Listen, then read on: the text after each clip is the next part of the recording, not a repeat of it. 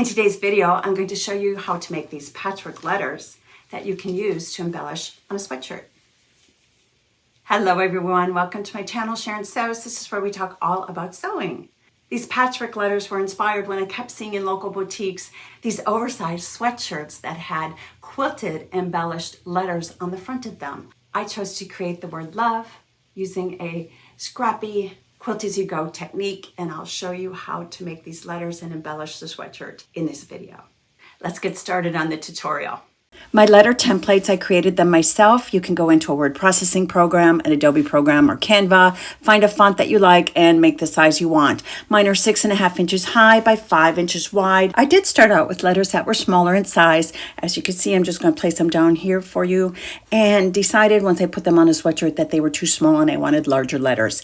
You're the designer, you decide what size you want on your sweatshirt. Once you decide on your letters, you're going to print them out. Once they're printed, you will cut out the letters. I printed mine just on copier paper. You can use cardstock if you want something a little more firm. You just want something that you can easily trace around. I found copier paper just fine. The next thing you will need is some batting. I am using cotton batting because that's what I had on hand. You don't need a lot. You just need a piece of batting large enough that you'll be able to trace all of your letters. You'll need something to trace the letters onto the batting. I used a friction pen. The next thing you will need are your fabric scraps. If you don't have a bin full of fabric scraps like I do, it's not a big deal. Just cut some strips of fabric. Probably 3/4 inch to 2 inches might be a little bit too wide, but you can decide for yourself. I used quilting cotton scraps, and mine ranged in width from 3/4 inch to 1.5 inches. You really just need pieces long enough that will fit over the letter. As you can see, that's a fairly small piece, but it works for this project. One thing that I do like to do is separate them somewhat by color.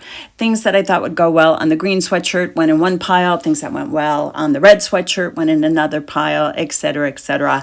I do like the scrappy look, but I also want a tiny little bit of cohesiveness. Again, you're the designer, you get to do whatever you want to do. Finally, you will need a sweatshirt. I purchased one at a local store. You can pull one out of your closet to embellish. You can get one at a thrift store. You could even put this on a sweater if you prefer. It is helpful if you have something that does have side seams, and of course you want a plain front. Now that you've gathered all of your supplies, let me show you how to patchwork the letters. The first thing you want to do is, after you've cut out your letters, and I have chosen to do love, L-O-V-E, I have a scrap piece of batting, and I'm just placing the letters on there to see how many I can get to fit. As you can see, they're not all going to fit on here, but I'm just going to start with the one. I just start tracing around the letter L, and I'm using a friction pen. That's one of those pens that will erase with heat. I would suggest not using something permanent like a Sharpie because you don't want any of the ink to bleed onto your sweatshirt. So when you trace them, just make sure there is just a little bit of room around it when you cut that out, maybe 1/4 inch around it. And as you can see, I'm seeing if the V or the E will fit on the scrap piece of quilting. It does not, so I just grabbed another small piece, and I'm placing the letters to see if they fit. They do, and I'm just going to trace around them just like I did the L and the O. Once all of my letters are completely traced out, there you can see L-O-V-E, I'm going to grab my scissors and cut them out. I really like these FAMORE, the 8-inch soft handle fabric scissors.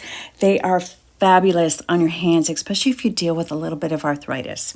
Anyway, I'm just cutting, like I said, just leave maybe about 1/4 inch, 1/8 of an inch, just a little bit around the edge. As we move on with the steps, you'll see why I had you leave just a little bit of edge around the outline as we start cutting things out. And I've also discovered it's much easier to cut out that little circle on the letter O now versus after the fabric is put on there. With the letter E, it's easier to leave that little indentation on the letter, put the fabric over it, and cut it out when you're done. Next step. Now we're going to the sewing machine. Bring your letters over to the sewing machine, and we're going to use a straight stitch and just stitch on the line that you outlined. I'm just using an all-purpose general polyester thread, and whatever thread you have works. This thread will get covered up, so if you don't want to change the color to match the batting, that's just fine, but just simply follow those lines and stitch, stitch, stitch, stitch. Now this is going to be important when we put the fabric on here, and I'll show you why. This is going to end up being an outline for us. Once you're done with your first letter, you're just going to stitch the outline on all of the remaining letters. Take your time stitching. You want it to be as accurate as possible.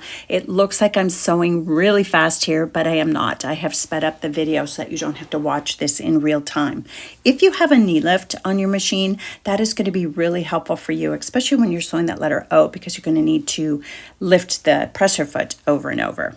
The 4 letters, L-O-V-E, are now done. The outlines have been stitched, and now we're ready for the fun part. Go grab your scraps, and I'll meet you at the sewing machine. Place your first letter on the bed of the sewing machine and choose your first strip of fabric. Place it right side up on that batting. Take your second piece of fabric, place it right sides facing, and then stitch to the batting using a 1/4 inch seam allowance. You do not need to backstitch at the beginning or end of this seam. You can go ahead and finger press that down. If you want to take it to the ironing board and iron it, you can do that also. I find this works just fine. Now I'm going over to my pile of scraps, as you can see there, and I'm choosing my next one. Don't want the yellow. I'm going to go with that one. I like that color. I like how it's a pop of color that's a little bit different. I think the yellow would have been a little too close to that first one. It's kind of scrappy, but there's a little bit of thought that goes into it. Again, you decide how scrappy you want it to be. And I'm just going to continue to place fabric right sides facing, stitching to the batting using a 1/4 inch seam allowance.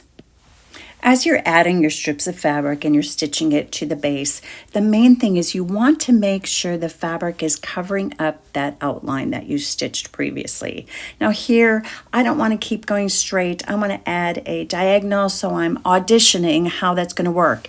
As you can see, as I'm lifting it up, I need to make sure when I stitch a 1/4 inch seam allowance that that's going to go over the outline that I created, and it's also going to catch in the fabric.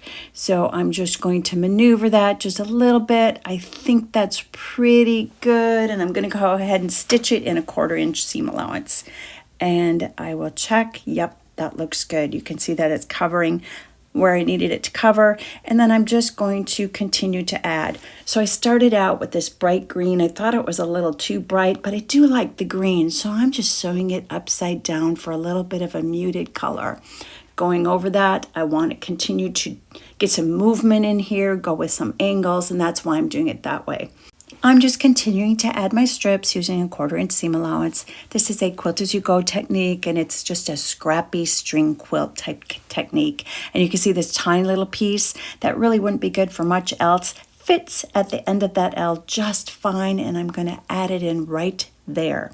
Once you are done stitching everything, you're going to take it and you're going to trim off all that excess. Throw it back in your scrap pile because you can use it for another project. Bring your letter back to the sewing machine, and now using a straight stitch, we're going to stitch over the outline stitch that you did at the beginning of this project. We're just going to simply follow the line that we already stitched. Again, if you've got a knee lift, it's really helpful when you turn the corners. You can see I didn't have to use my hands there. Hands-free. It makes sewing so much quicker, so much easier. All these little shortcuts make a difference.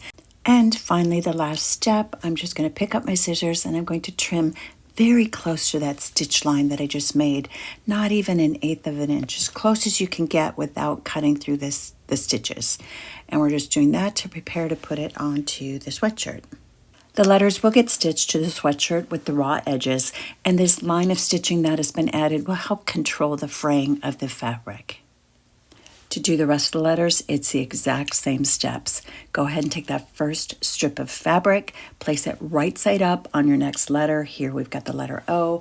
I'm going to take the second strip of fabric and I'm going to place it right sides together and stitch together using a 1/4 inch seam allowance. You can trim off the excess fabric now or wait to the end like we did with the other letter.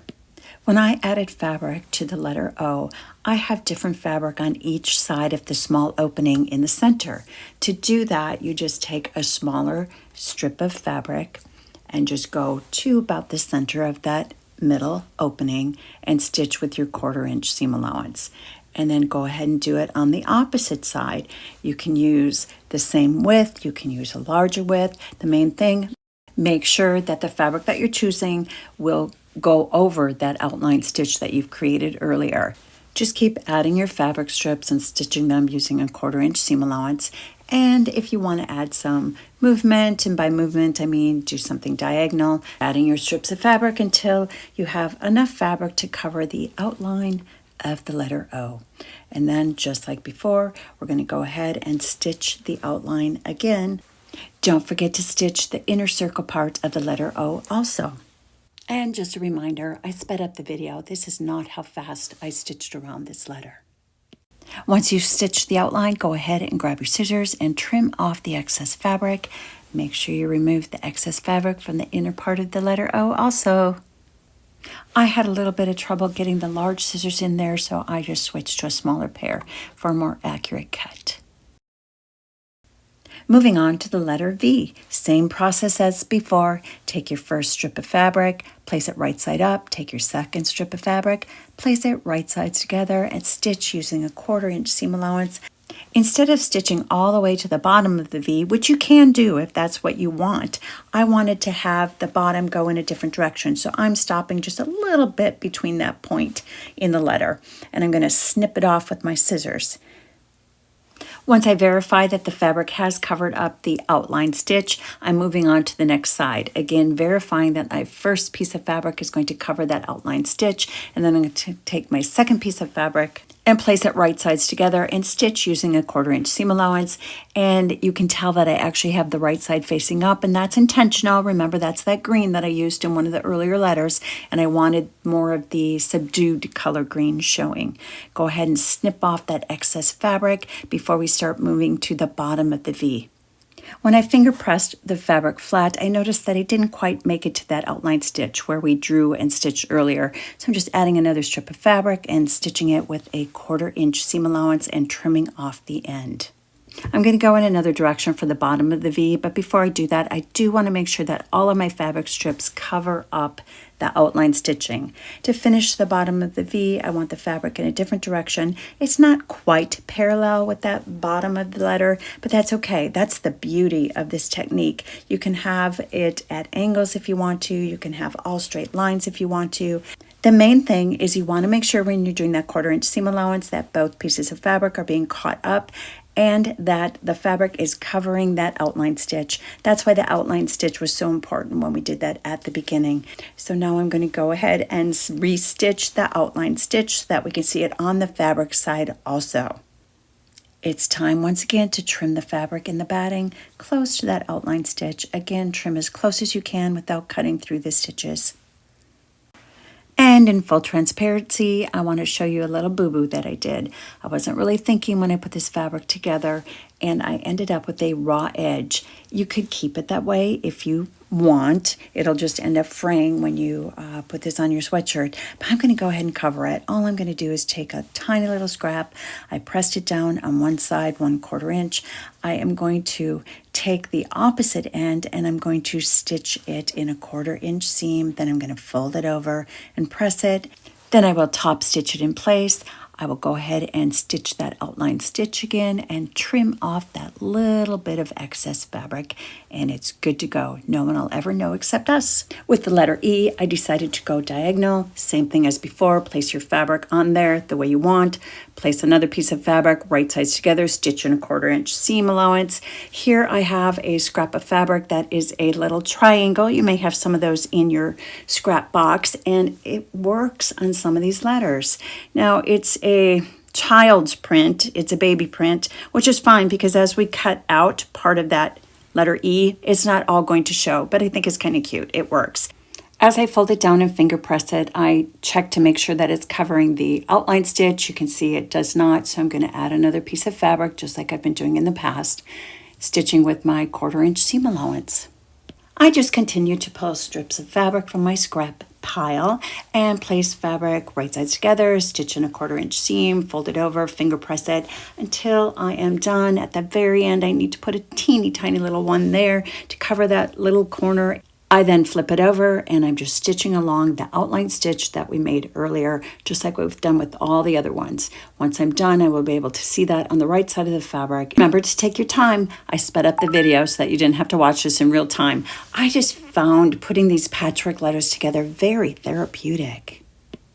And the last step is to trim very close to that stitching, just like we've done with all the other letters.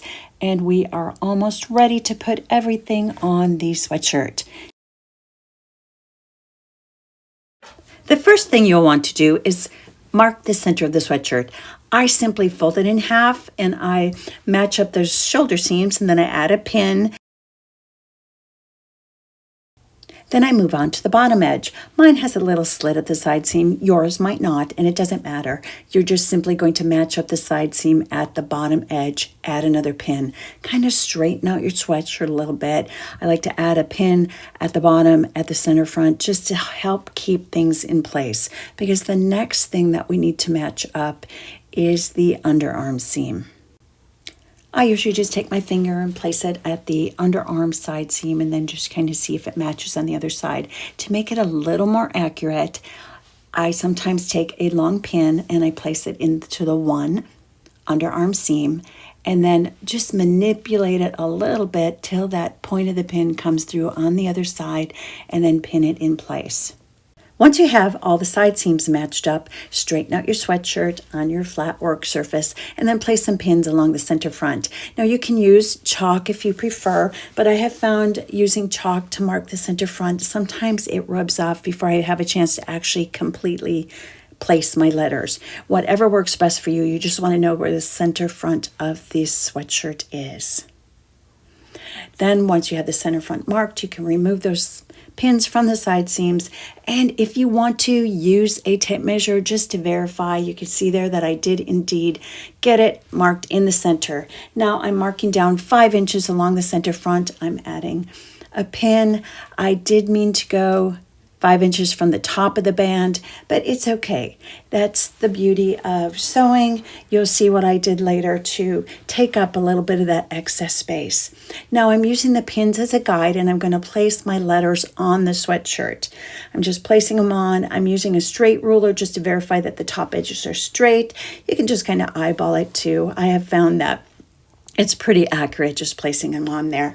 I'm just maneuvering it a little bit until I'm happy with the placement. Basically, I'm just centering these letters on the sweatshirt until I like the way it looks. This looks pretty good to me. So now I'm placing my hand underneath the sweatshirt. I'm going up through the bottom, placing my hand under that letter, and I am carefully pinning the letters in place. If you want, you can always add some heat and bond on the back of the letters and iron it to the sweatshirt. I don't like to do that because it does make the letters just a little more stiff that way. We're going to sew those patchwork letters to the sweatshirt using a narrow zigzag stitch. On my machine, I set it for a 2.0 length and a 1.5 width. That seemed to work really well. I'm using an open toe embroidery foot, and that lets me really see the stitches. On my Bernina, it is a foot number 20, which is called the open embroidery foot.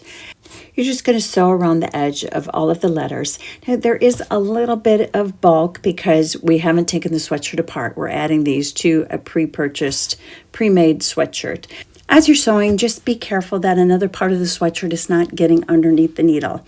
You could accidentally sew the sleeve to the back of the sweatshirt. Those things happen. Ask me how I know.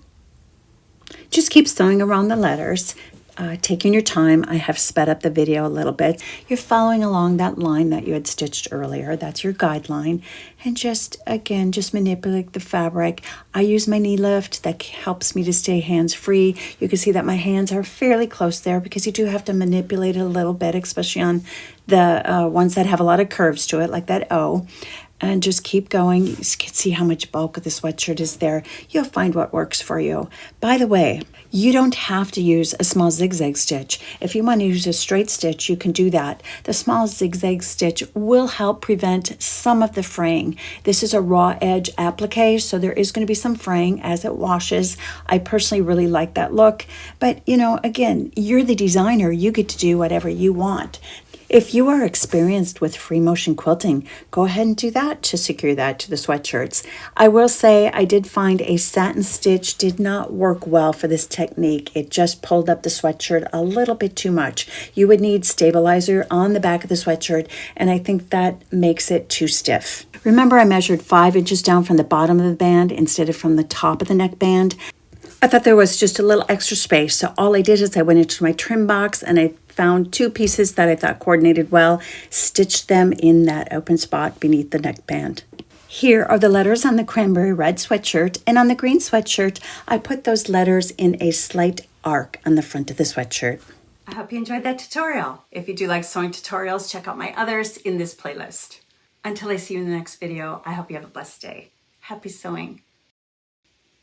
Oh, and here we have just a little behind the scenes. As you can see, my big girl loves to come in and join me whenever I am filming or sewing. And here she is. She decided all those scraps I tossed on the floor for the intro would make a perfect pillow. These oversized, I can't say that.